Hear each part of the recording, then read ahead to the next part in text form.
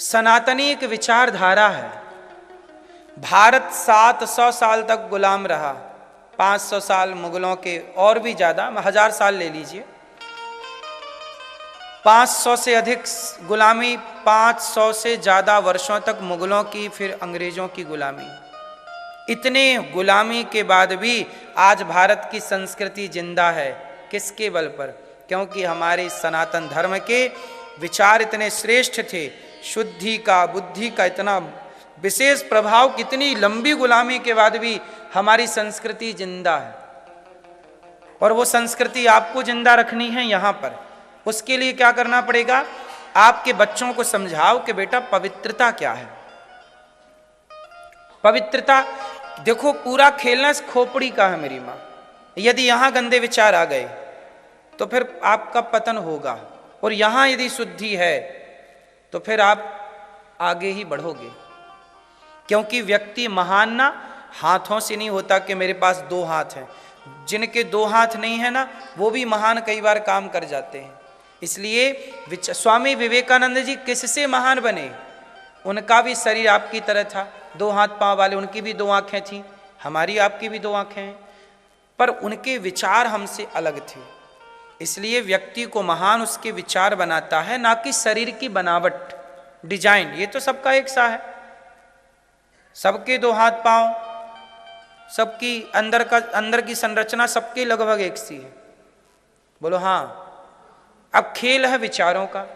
इसलिए केवल पेट भरना उद्देश्य ना हो, पवित्रता का ख्याल हो, शुद्धि का ख्याल हो, बुद्धि अच्छी होगी।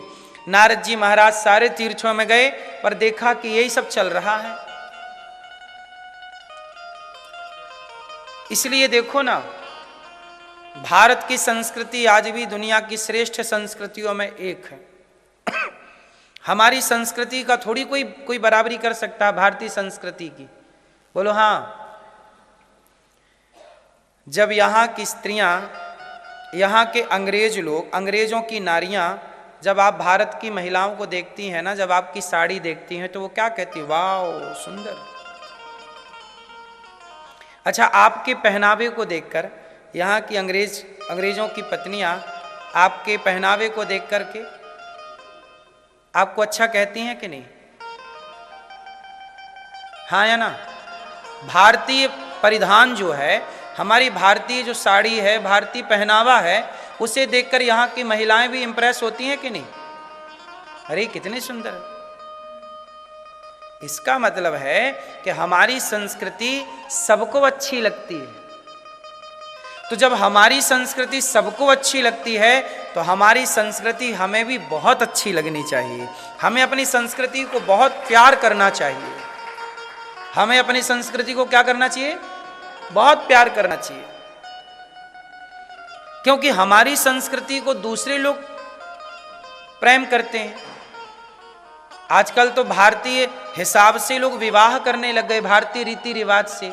हल्दी चढ़ाना, मंडप गड़ाना, तेल चढ़ाना, क्यों? वो सब भारतीय परंपरा है। यहाँ अंग्रेजों को आप बताएंगे तो वो भी समझेंगे। तो हमारी संस्कृति ही दुनिया को अच्छी लगती है। हमारी संस्कृति सबसे पुरानी है, पर नूतन सी लगती है, नई सी लगती है, नवीनता है हमारे यहाँ, नयापन है। इसलिए नारद जी ने कहा कि मैं सारे तीर्थों में गया, पर वृंदावन जब गया, वहां एक उदास कन्या बैठी। देवी तुम कौन हो? अहम भक्ति ऋतिख्याता एमऊ में तनयऊ मतऊ। महाराज मेरा नाम भक्ति, ये मेरे 2 बेटे ज्ञान और वैराग्य हैं। क्या हो गया इनको? बोले कलयुग आ गया, तो ना भक्ति करने वाले तो लोग फिर भी हैं, पर ज्ञान वैराग्य की मूर्छा नहीं जा रही है। ज्ञान वैराग्य किसी को नहीं चाहिए। कलयुग में क्या नहीं है?